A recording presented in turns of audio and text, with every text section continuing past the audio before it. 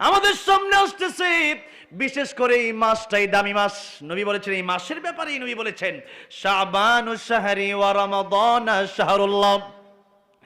আল্লাহ নবী বলেন শাবান আমার মাস, রমজান হলো আল্লাহর মাস। সবচেয়ে দামি মাসের নাম কি? রমজান, ঠিক না? আর সমুলি ওয়ান আজজি বিহি, আল্লাহ বলেছেন যারা আমার জন্য রোজা রাখে তাদের পুরস্কার এক রাওয়ায়াতে আসছে আমি আল্লাহ নিজ হাতে দেবো। যেরকম সুবহানাল্লাহ। অন্যান্য সমস্ত পুরস্কার ফেরেশতা লেখো গিয়া, কিন্তু এই পুরস্কার আমি আল্লাহ নিজ হাতে দেবো। আল্লাহু আকবার। একটা ফ্যাক্টরিতে আপনারা কাজ করেন, সেই ফ্যাক্টরির মালিক সব সময় বেতনটা আপনাদেরকে ম্যানেজারের মাধ্যমে দেয়, কিন্তু ঈদের আগে মালিক বলল এই কাজটা যদি একটু ভালো করে করতে পারো তাহলে বেতনটা আমি নিজ হাতে দেব। তাহলে মালিক যদি এই কথা বলে তাহলে বোঝাই যায় যে মালিক ম্যানেজারের মতো করে দেবে, বরং মালিক কিন্তু আরো বাড়ায় দেবে। মালিক ম্যানেজারের মতো করে দেবে না।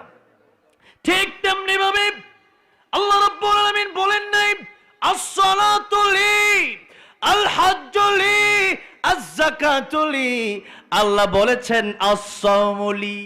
নামাজ মানুষকে দেখানোর জন্য পড়ে, হজ মানুষকে দেখানোর জন্য করে, দান মানুষ দেখানোর জন্য করে, যাকাত মানুষকে দেখানোর জন্য করে।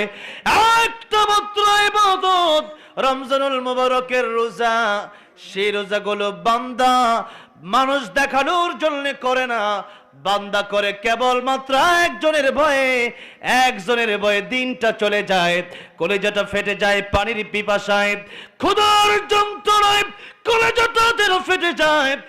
এরপরেও বান্দা পানি পান করে না, এরপরেও বান্দা খাবার খায় না, বান্দার কষ্ট হয়। ইফতারের আগে 5টা মিনিট বাকি আছে, পানির পিপাসায় কলিজা যেন ফেটে যায়, এরপরেও বান্দা পানি পান করে না।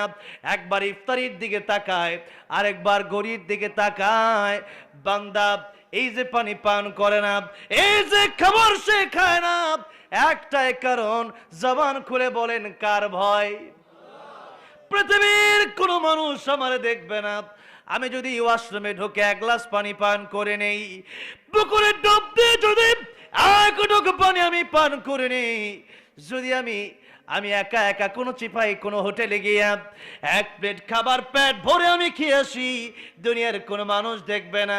তবে যে ব্যক্তি রোজাদার সে ব্যক্তি এটা বিশ্বাস করে এই পৃথিবীর কোনো মানুষ আমার খাওয়া দাওয়া আমার পানাহার দেখতে না পারে, কিন্তু একজন থেকে আমার দেখবেন সেই মহান আল্লাহ রাব্বুল আমিনের ভয়ে সেই লোকটা পানি পান করে না, খাবার খায় না। তাই আল্লাহ বলছেন এই পৃথিবীতে যত আমল আছে সব দেখানোর জন্য করা গেলেও একটা আমল মানুষকে দেখানোর জন্য করা যায় না। রোজা বান্দা আমার জন্যই রাখে, আর রোজার পুরস্কার এক রাওয়ায়াতে আসছে আমি আল্লাহ আমার নিজ হাতে দেব, আরেক রাওয়ায়াতে আসছে রোজার পুরস্কার আমি আল্লাহ নিজেই তার জন্য পুরস্কার হয়ে যাই। আমি আল্লাহ নিজে সেই বান্দার জন্য পুরস্কার হয়ে যাই। আল্লাহু আকবার।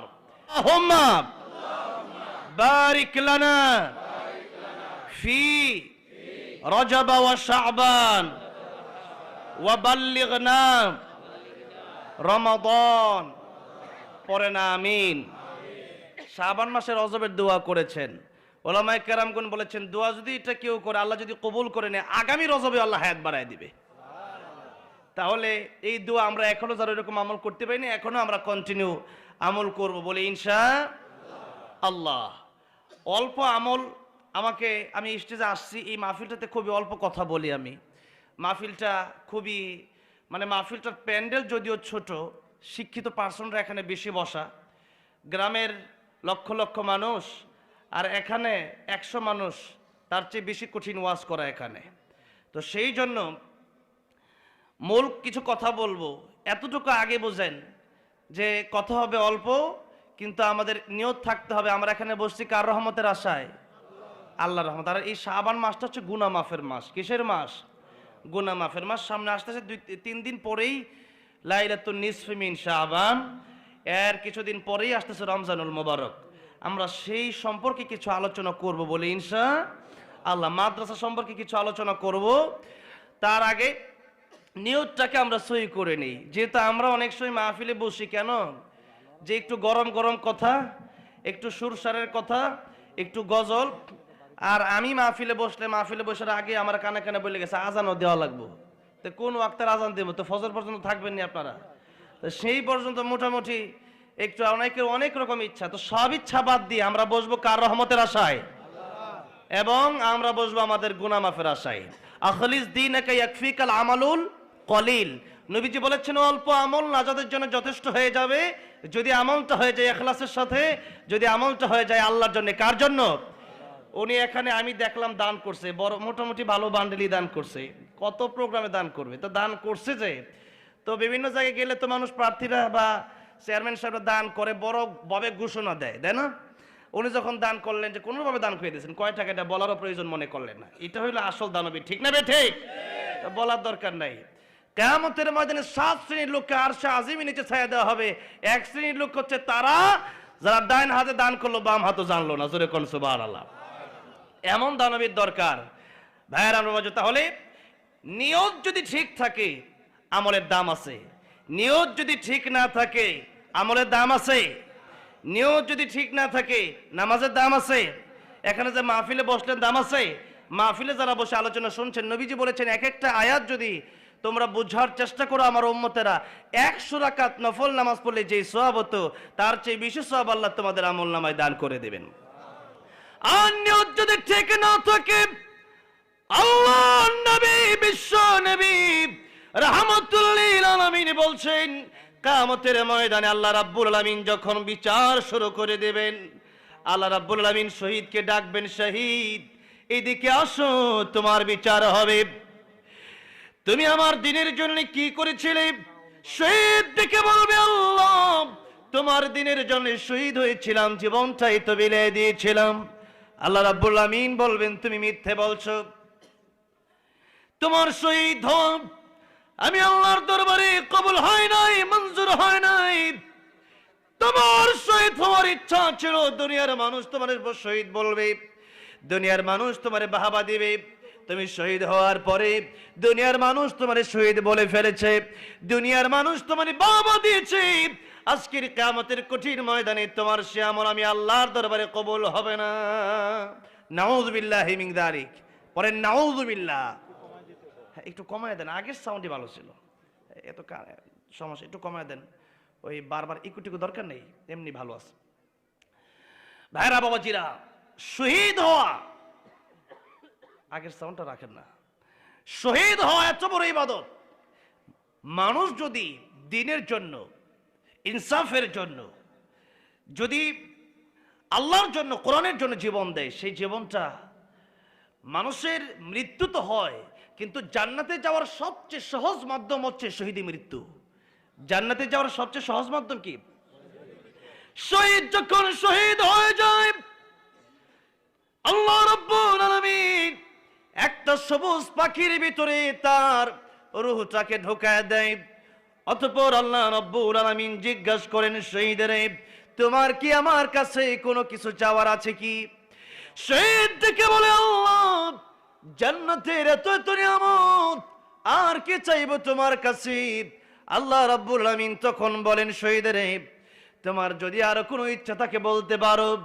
শহীদ তখন ডেকে বলে আল্লাহ রাব্বুল আলামিন, হে প্রভু আমার জান্নাতের ভিতরে আসার পরে আর কোনো ইচ্ছা নাই, একটা ইচ্ছা মনের ভেতরে জাগ্রত হয়।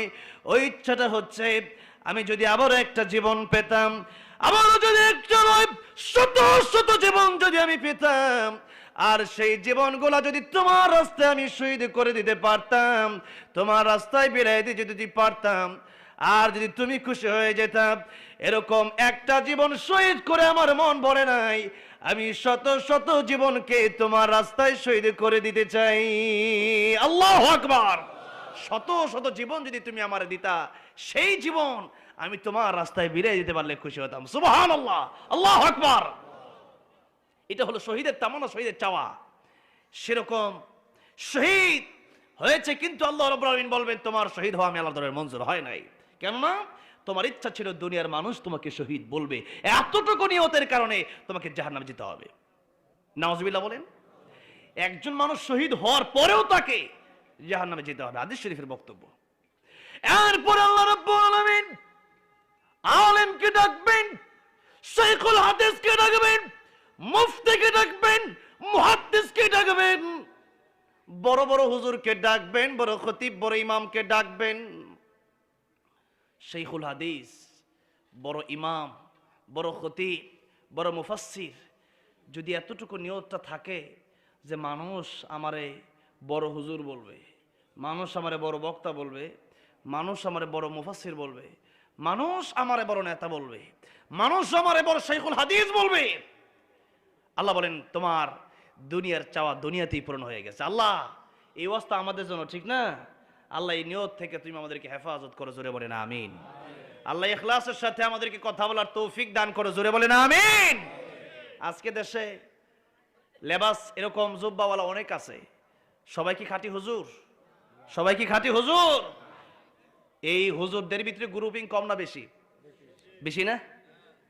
যত হুজুর এক হুজুর আরেক হুজুরের বিরুদ্ধে লাগে, সাধারণ মানুষ সবাই এক, কিন্তু হুজুর হুজুরের বিরোধী, হুজুর হুজুরের বিরোধী। আজকে ভিডিওতে মোবাইলে দেখলাম এক বেটায় একটা কুত্তার একটা ছাগল দিয়ে গাড়ি বানাইছে, দেখছেন নাকি? একটা কুত্তা একটা ছাগল দিয়ে গাড়ি বানাইছে, কুত্তার ছাগল এক লগে গাড়ি টানে, এরপর বেড়া ধরে গাড়ি টাইনা ধরে, আবার কুত্তার ছাগলে খাড়িয়ে থাকে।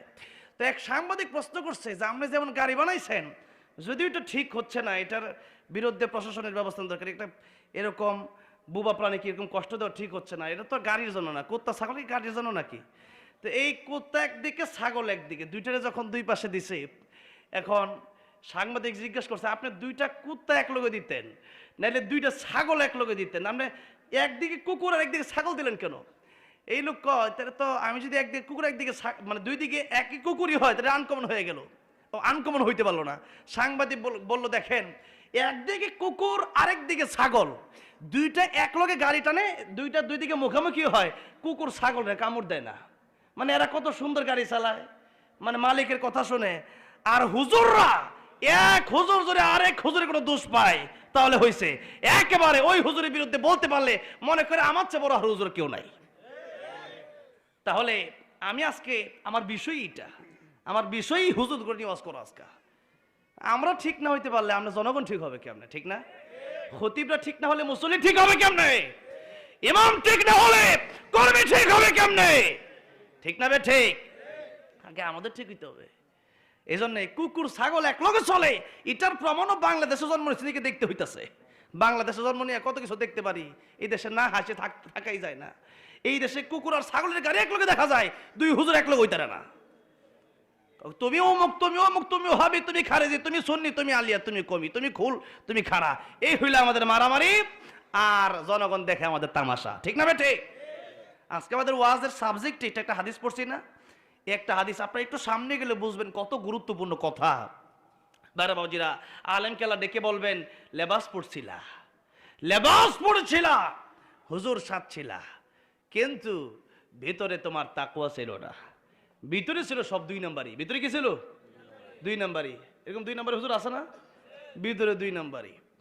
ওয়াজের ভিতরে নাচতেছে এমন হুজুরও আছে, নাচেও ওয়াজের ভিতরে ও হুজুর, হুজুর হয়েও শুধু খায় হে হুজুর। এইরকম যদি হয় তাহলে এই হুজুর গোলা কি মনে করে এত সহজ জানাতে চলে যাবে লেবাসের কারণে? সৌদি আরবে গিয়ে দেখছি বহু জুব্বাওয়ালা আছে, জুব্বা উড়াই উড়াই নাচে। সৌদির বিয়ার অনুষ্ঠান সার্চ দিয়ে ইউটিউবে দেখবেন বহু হুজুর আছে যারা জুব্বা আঙ্গায় নাচে। এরপরে পায়জামা তো পরেই না, আর কিছু লোক জুব্বা পরে একবার টাকনোর নিচে কাপড় পরা হালাল না হারাম? যার টাকনোর নিচে কাপড় পরে 24 ঘন্টা গুনাহ হয়। তাহলে এই যে টাকনোর নিচে কাপড় পরে সব ঝাড়ু দিতেছে। আবার আপনি দেখবেন রবীন্দ্রনাথ ঠাকুরের দাড়ি বড় বড় ছিল, তাহলে লম্বা দাড়ি রাখলেই বড় হুজুর হওয়া যায় না। এরপরে দেখবেন ভারতের যে আগের যে প্রধানমন্ত্রী ছিল নরেন্দ্র মোদীর আগে, নাম কি? মনমোহন সিং, পাগড়ি পরে না, দেখেন পাগড়ি পরে। আমি ভারতে গিয়ে দেখছি ওই শিখের মানে যারা শিখ এরা কিন্তু পাগড়ি পরে, এদের পাগড়ি আমাদের চেয়ে সুন্দর হয় দেখতে, কিন্তু এরা পাগড়ি পরে কেরা হুজুর? বিদুর্মীরা পাগড়ি পরে, বিদুর্মীরা দাড়ি রাখে। আবার সৌদি আরবে যুববীরা নাচো, তাহলে কি যুব বললে এবার হুজুর হয়ে যায়? মনে করে আমি একজনে দৈরাই না, এখন যুব পরে দিলাম, এরপরে দাঁড়িয়ে রাখলাম, এরপরে কইলাম তুমি বক্তা হয়ে যাও, হ্যাঁ বক্তা হয়ে গেল, হইল। তার মানে হুজুর হওয়াটা আলেম হওয়াটা এটা শুধু উপরের লেবাসে বোঝা যাবে না, বরং ভেতরে উপরে যেমন লেবাস ঠিক থাকবে, ভেতরে তাকওয়া এবং আল্লাহর ভয় এবং নিয়ত খালেস হওয়া দরকার আছে না নাই?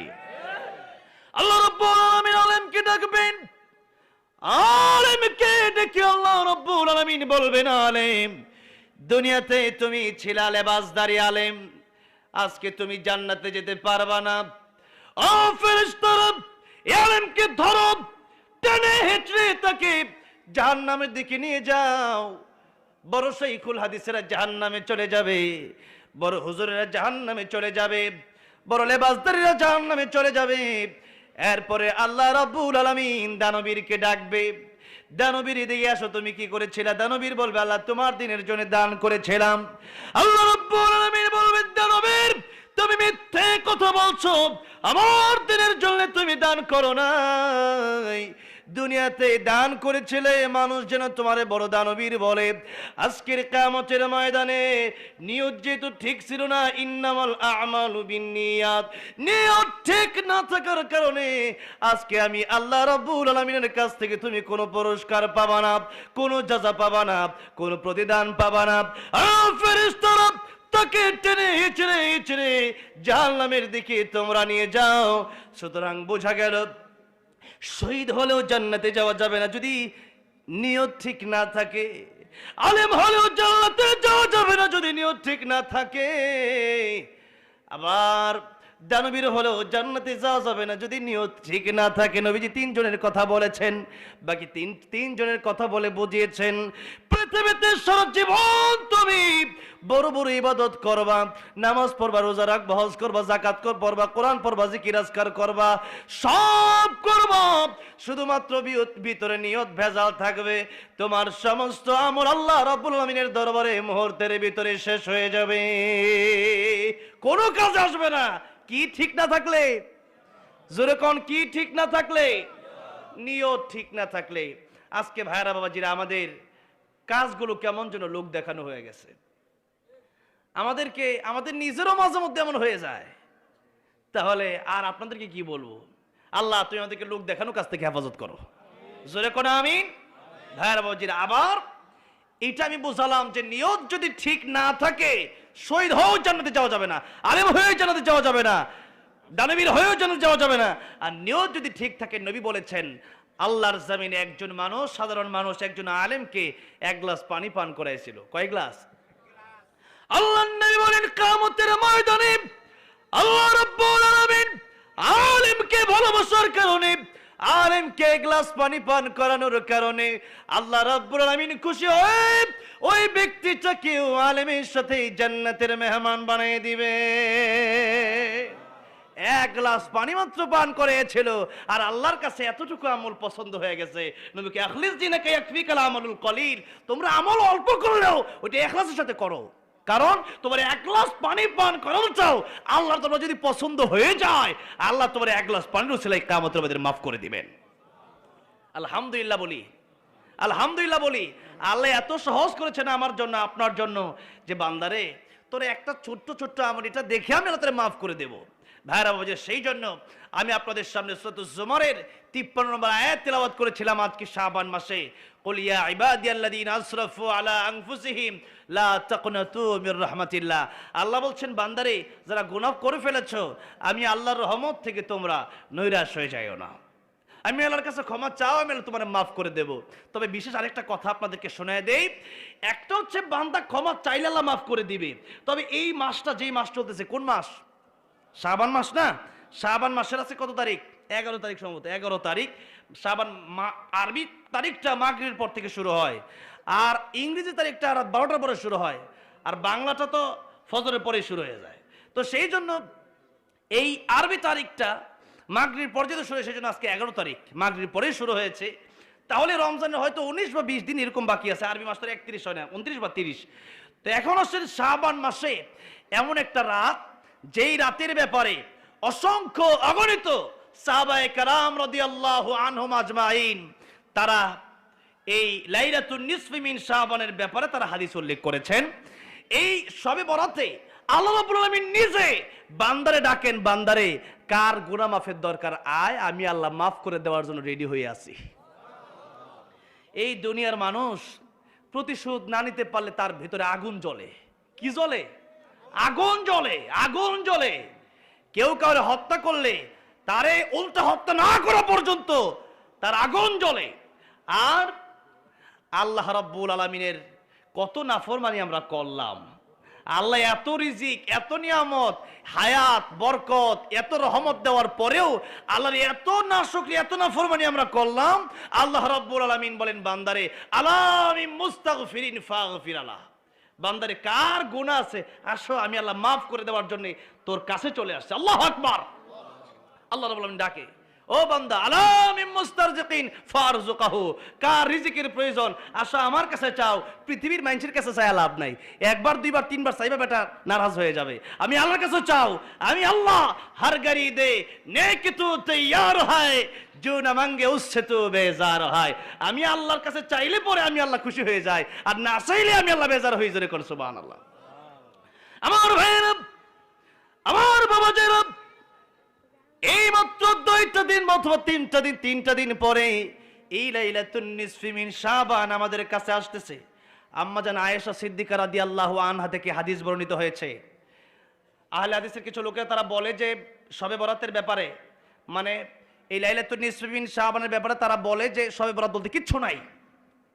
আবার আরেকটা গ্রুপ আছে তারা শবে বরাত বলতে বোঝায় হালুয়া রুটি খাও, এরপর ডাকডোর পিটাও, একটু ঘোরাঘুরি করো, একটু আড্ডাবাজি করো, এরপরে সকাল হইলে এরপরে ফজরের পরে দেবে ঘুম, শেষ। লাইলাতুল বরাত পালন হয়ে গেছে, লাইলাতুন নিসফি মিন শাবান পালন হয়ে গেছে। বিষয়টি এমন নয়, আমাদের হচ্ছে ওয়াসাতা। আল্লাহ বলেছেন আমরা মধ্যমপন্থী। আমরা কি বাড়াবাড়িও করা যাবে না, সারাসারিও করা যাবে না। তাহলে এক গ্রুপ আছে বাড়াবাড়ি, আরেক গ্রুপ আছে সারাসারি। তো আমরা কোন গ্রুপে যাব না, আমরা মধ্যম পন্থা এখানে অবলম্বন করা লাগবে। যেহেতু আল্লাহ রাব্বুল আমাদেরকে সৃষ্টি করেছেন মধ্যম পন্থায়, মধ্যম পন্থা বান্দা আমাদেরকে বানিয়েছেন, উম্মত আমাদেরকে বানিয়েছেন। তাহলে যারা বাড়াবাড়ি করে তাদের তো বোঝা দরকার যে যারা বলে যে হাদিস নাই তাদেরকে বোঝা দরকার যে তাদের যিনি শাইখ আছেন শেখ আলবানী রাহমাতুল্লাহ আলাইহি, তিনিও শবে বরাতের হাদিসকে সহিহ বলেছেন। তারা জয়ীফ যেগুলো আছে হাদিস তারা বলে, সেই হাদিসগুলো যেমন ইযা কানাত লাইলাতুন নিসফি মিন শাবান ফাকুমু লাইলাহা ওয়া সুমু ইয়াওমাহা ফাইনাল্লাহ তাআলা ইয়ানজিলু, আল্লাহ পাক যখন লিগুরুবিশ শামসি ইলা সামাই দুনিয়া, আল্লাহ পাক মাগরিবের পরে ওই লাইলাতুন নিসফি মিন শাবানের ওই রজনীতে আল্লাহ পাক চলে আসেন বান্দার কাছে, এসে বলেন যে ও বান্দা কার গুনাহ আছে আমার কাছে মাফ চাও, কার রিজিকের দরকার বলো, কে কোন বিপদে আছে আমার কাছে বলো, আমি আল্লাহ তোমাদেরকে বিপদ থেকে উদ্ধার করবো। আল্লাহ বলতে থাকেন। তবে এটাকে যদি তার জয়ীফ বলে, কিন্তু লাইলাতুন নিসফি মিন শাবানের ব্যাপারে আম্মা জান আয়েশা সিদ্দিকা রাদিয়াল্লাহু আনহা হাদিস বর্ণনা করেছেন, আবু বকর সিদ্দিক রাদিয়াল্লাহু আনহু হাদিস বর্ণনা করেছেন, আবু মুসা আশআরী রাদিয়াল্লাহু আনহু হাদিস বর্ণনা করেছেন, আবু হুরায়রা রাদিয়াল্লাহু আনহু হাদিস বর্ণনা করেছেন। এত বড় বড় সাহাবীরা হাদিস বর্ণনা করার পরেও যদি কেউ আব্দুল্লাহ ইবনে আমর রাদিয়াল্লাহু আনহু হাদিস বর্ণনা করেছেন, এত বড় বড় সাহাবায়ে কেরাম রাদিয়াল্লাহু আনহু হাদিস বর্ণনা করেছেন, এবং এই হাদিসকে হাসান অনেকগুলো হাদিসকে শাইখ আলবানী রাহমাতুল্লাহ আলাইহি তিনি সহিহ বলেছেন, এবং সেটাকে তারা ডাইরেক্ট অস্বীকার করে। এই জন্য লাইলাতুন নিসফি মিন শাবান এটা হাদিস দ্বারা স্বীকৃত। সেই জন্য আমরা এই রাতে ইবাদত করব, যেহেতু আল্লাহ নবী বলেছেন ইন্নাল্লাহা লা ইয়াত্তালিউ ফি লাইলাতিন নিসফি মিন শাবান ফায়াগফিরু জামিআ খালকিহি, আল্লাহ রাব্বুল এই রাতে বিশেষভাবে বান্দার দিকে দৃষ্টিপাত করেন। জোরে বলেন সুবহানাল্লাহ। আর আল্লাহ রাব্বুল আলামিন এই পৃথিবীর সমস্ত মানুষগুলোকে ক্ষমার ঘোষণা করে দেন 2টা শ্রেণী বাদ দিয়া। কয়টা শ্রেণী বাদ দিয়া?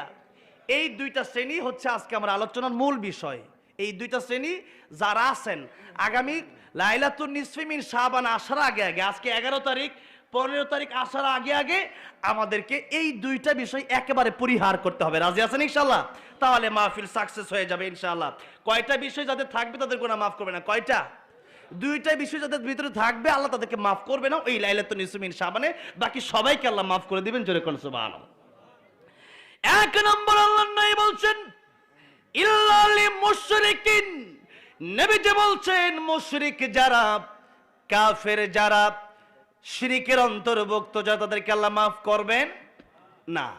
আল্লাহ রাব্বুল আলামিন বলছেন ইন্নাল্লাহা লা ইয়াগফিরু আন ইউশরাকা বিহি ওয়া ইয়াগফিরু মা দুনা যালিকা লিমান ইয়াশা ওয়া মান ইউশরিক বিল্লাহি ফাকাদ ইফতারা ইসমান আযীমা। এই পৃথিবীর মানুষের সব গুনাহ যদি আমি আল্লাহ রাব্বুল আলামিন কিয়ামতের ময়দানে মাফ করে দেই, একটা গুনাহ বান্দার আমি আল্লাহ মাফ করব না। ওই গুনাহটার নাম হচ্ছে শিরকের গুনাহ। ওই গুনাহর নাম কি? শিরকের গুনাহ। যারা মূর্তি পূজা করে, যারা আল্লাহর সাথে ঈসা আলাইহিস সালামকে শরীক বানায়, যারা আল্লাহর সাথে উজাইর আলাইহিস সালামকে শরীক বানায়, যারা আল্লাহর সাথে মারিয়াম আলাইহিস সালামকে শরীক বানায়, যারা আল্লাহর সাথে পৃথিবীর কোন মানুষকে তারা প্রভু যারা মনে করে, যারা আল্লাহর সমপর্যায়ে পৃথিবীর কোন পীরকে সেজদা করে, যারা আল্লাহর সমপর্যায়ে পৃথিবীর কোন নেতাকে সেজদা করে, যারা আল্লাহর সমপর্যায়ে পৃথিবীর কোন মানুষকে সেজদা করে, যারা আল্লাহর পরে এমনকি স্বামী স্ত্রী তার স্বামীকে, সন্তান তার মা বাবাকে সেজদা করতে পারবে না, ছাত্র তার শিক্ষককে পারবে না। নবীজি বলছেন আল্লাহর পরে যদি কাউকে সেজদা দেওয়ার মতো যদি সিস্টেম থাকতো, আমি বলতাম পৃথিবীর নারীরা তোমরা তোমাদের স্বামীর পায়ে সেজদা করো। জোরে কোন আল্লাহু আকবার। এটা সেজদা করার কথা বলা হয় না, কি বলা হয়েছে? যদি সিস্টেম থাকতো তাহলে আমি বলতাম, কিন্তু সিস্টেম নাই, এটা বলে স্বামীর মর্যাদা বাড়ানো হয়েছে। তাই অন্য হাদিসে নবী বলেছেন পৃথিবীর অধিকাংশ নারীরা জাহান্নামে চলে যাবে, অধিকাংশ নারীরা জাহান্নামে চলে যাবে। এর মধ্য থেকে সেই নারীরা জাহান্নামে যাবে যাদের ভিতরে দুইটা গুনাহ আছে। কয়টা গুনাহ? এক নাম্বার গুনাহ, যারা স্বামীর অবাধ্য হয়, স্বামীর সাথে নাফরমানি করে, স্বামীর সাথে ঝগড়ায় লিপ্ত হয়, স্বামীকে যেমন মনে চায় তেমন গালিগালাজ করে, এমন মহিলারা কোথায় যাবে? জাহান্নামে যাবে। আরেক ধরনের মহিলা আছে যারা কথায় কথায় মানুষকে লানত দেয়। আরো কিছু মহিলা আছে যারা বেপরদায় থাকে, আরো কিছু মহিলা আছে যারা দায়ুস, আরো কিছু মহিলা আছে যারা কথায় কথায় একজনের দোষ অপরজনের কাছে বর্ণনা করে, গীবত করে। এইরকম মহিলারা কোথায় যাবে? জাহান্নামে যাবে। আমার ভাইরা, আমার ভাই, সেই জন্য মুশরিকদের কথা বলছিলাম, যারা মুশরিক হয়ে কবরে যাবে, যদি দুনিয়াতে তওবা করে তাদেরকে মাফ করে দেবে, আর যদি কবরে যায়, কবরে যাওয়ার পরে যদি তওবা ছাড়া এই দুনিয়া থেকে চলে যায়, তাদের জীবনে কোনো ক্ষমা নাই। আমার ভাইরা, আমার বাবা, যে সেই জন্য শুন, লাইলাতুন নিসফি মিন শাবান, এটা হচ্ছে দোয়া কবরের রাত আমাদের সামনে আসতেছে। বিশেষ করে এই মাসটাই দামি মাস। নবী বলেছেন এই মাসের ব্যাপারে, নবী বলেছেন শাবানু শাহরি ওয়া রমাদান শাহরুল্লাহ। আল্লাহ নবী বলেন শাবান আমার মাস, রমজান হলো আল্লাহর মাস। সবচেয়ে দামি মাসের নাম কি? রমজান, ঠিক না? আর সাওমুলি ওয়া আনা আজজি বিহি, আল্লাহ বলেছেন যারা আমার জন্য রোজা রাখে তাদের পুরস্কার এক রাওয়ায়াতে আসছে আমি আল্লাহ নিজ হাতে দেব। জোরে কোন সুবহানাল্লাহ।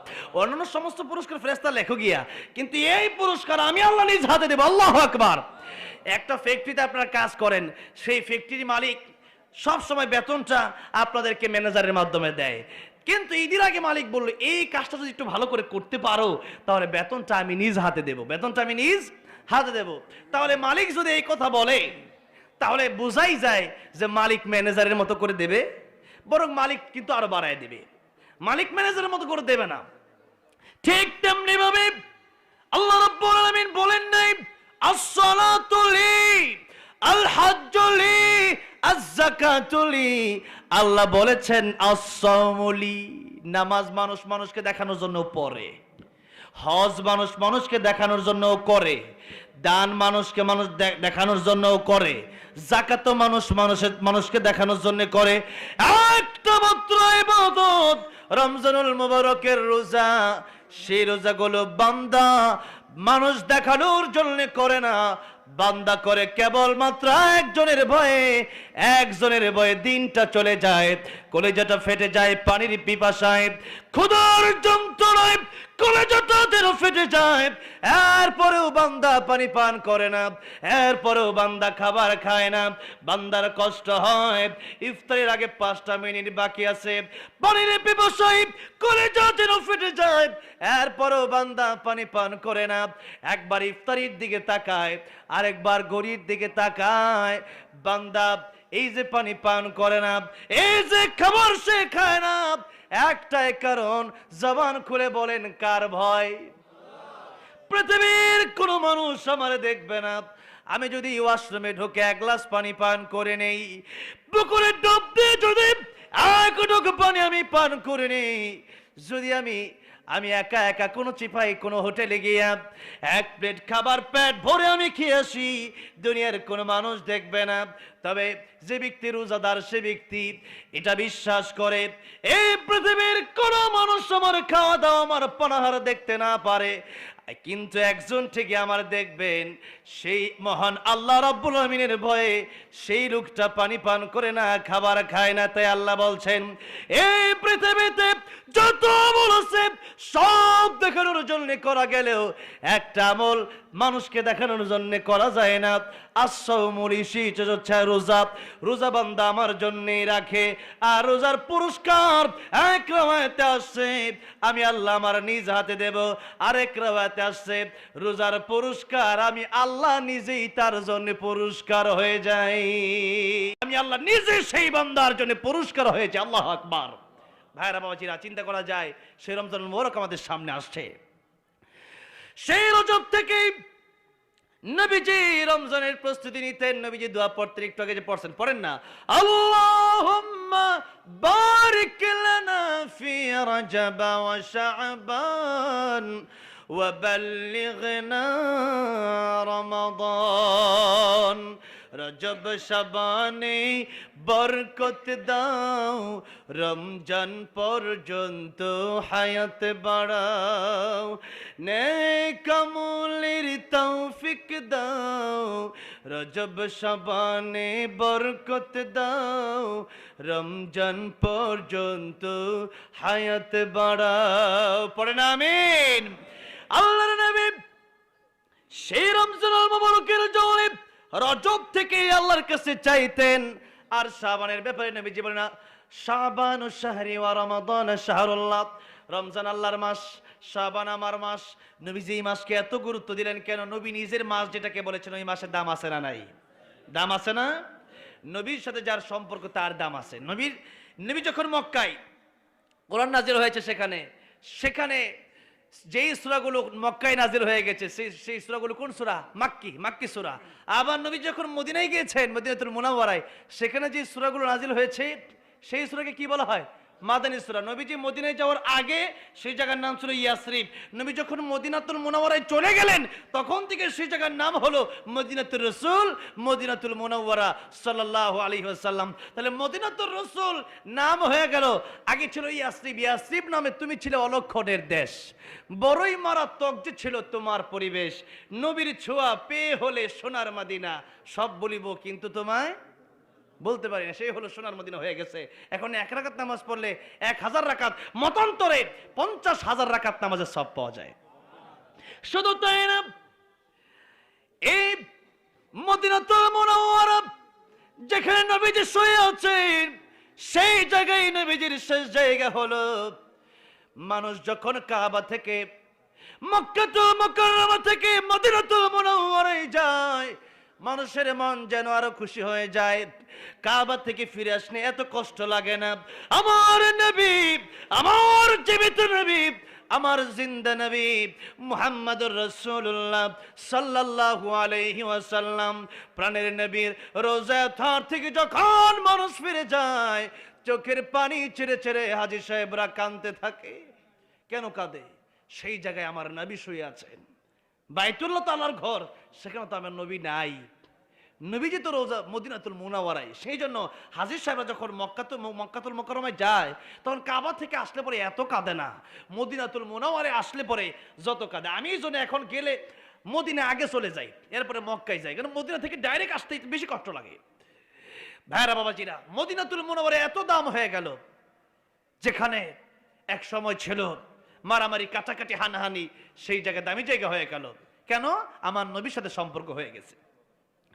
আমার ভাইরা বাবাজিরা, এই শাবান মাস আল্লাহর নবী বলেছেন, এই শাবান মাসকে আমি আমার মাস বললাম।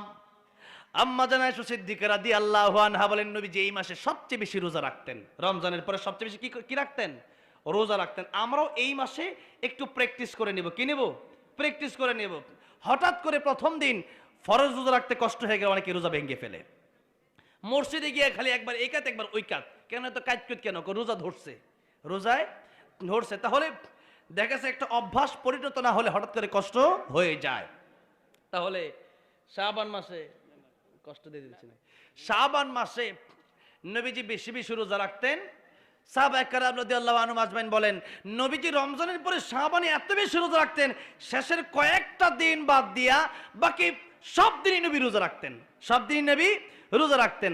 তাহলে আমরা অন্তত পক্ষে, নবীজি সাপ্তাহিক রোজা রাখতেন সোমবার আর বৃহস্পতিবার, আর আয়ামে বীজের রোজা রাখতেন 15, এই 13, 14, 15 আরবি মাসের এই 3 দিন রোজা রাখতেন। তাহলে আমরা অন্তত এই কয়েকটা রোজা সোমবার বৃহস্পতিবার আরবি মাসের 13, 14, 15 রাখবো তো ইনশাআল্লাহ। আর বিশেষ করে এই লাইলাতুন নিসফি মিন শাবানের কথা বলা হয়েছে যে তোমরা যেহেতু আল্লাহ রাব্বুল আলামিন রাতের বেলায় যেহেতু তোমাদেরকে ডাকে, বান্দারে আমার কাছে কি চাইবা চাও, তখন যদি বান্দা ঘুমায়া থাকে, এটা কি হইল?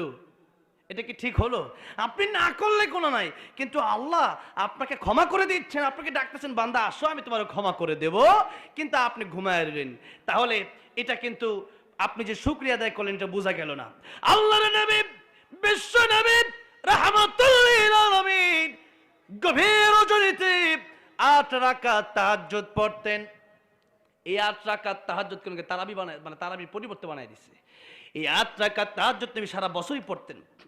নবীজি 8 রাকাত তাহাজ্জুদ পড়তেন এমন ভাবে, আল্লাহর নবী একদিন সিজদায় চলে গেলেন, এত লম্বা সিজদা।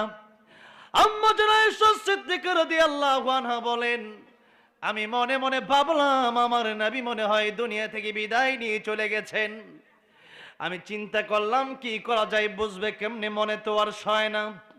এবার আমার নবীর পায়ে আমি আস্তে করে একটু চিমটি দিলাম, আমার নবী পাটা নাড়া দিলেন। আমার নবী পা মোবারক যখন নাড়া দিলেন, তখন আমি বুঝতে পারলাম নবী এখনো যায় নাই। আমি আল্লাহর নবীকে প্রশ্ন করলাম, ইয়া রাসূলুল্লাহ, ইয়া হাবিবাল্লাহ, ওগো নবীজি আপনি কেন এত কষ্ট করেন?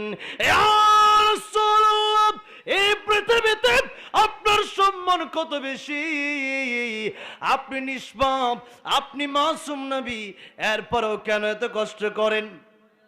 যেহেতু আল্লাহ রাব্বুল আলামিন নিজের ব্যাপারে বলেছেন আলহামদুলিল্লাহি রাব্বিল আলামিন, আর আমার নবীর ব্যাপারে আল্লাহ বলেছেন আমি আল্লাহ যত জগতের জন্য রব, যত জগতের জন্য আমার নবী রহমত। সুবহানাল্লাহ। কোন আল্লাহ নিজে বলছেন, ওয়ামা আরসালনাকা ইল্লা রাহমাতাল লিল আলামিন। রাহমাতুল লিল আলামিন নবী কোরআনে প্রমাণ, আশিক বিনে কে বুঝিবে আমার দয়ার নবীর শান, উম্মত বিনে কে বুঝিবে আমার দয়ার নবীর শান। কষ্ট হচ্ছে? আর 15টা মিনিট দেওয়া যাবে ইনশাআল্লাহ। লিল্লাহি তাকবীর, লিল্লাহি তাকবীর। তাহলে মাঝে মধ্যে একটু নবীর প্রেমে বলা যাবে ইনশাআল্লাহ। একটু একসাথে বলেন না, রাহমাতুল লিল আলামিন নবী রাহমাতুল লিল, কোরআনে প্রমাণ, আশিক বিনে কে বুঝিবে আমার দয়ার নবীর শান, উম্মত বিনে কে বুঝিবে। আমার ভাই তো সবচেয়ে ফার্স্ট হয়ে গেছে, পুরস্কার দেওয়া দরকার, ঠিক না? নবী আমার মদিনারে বলবো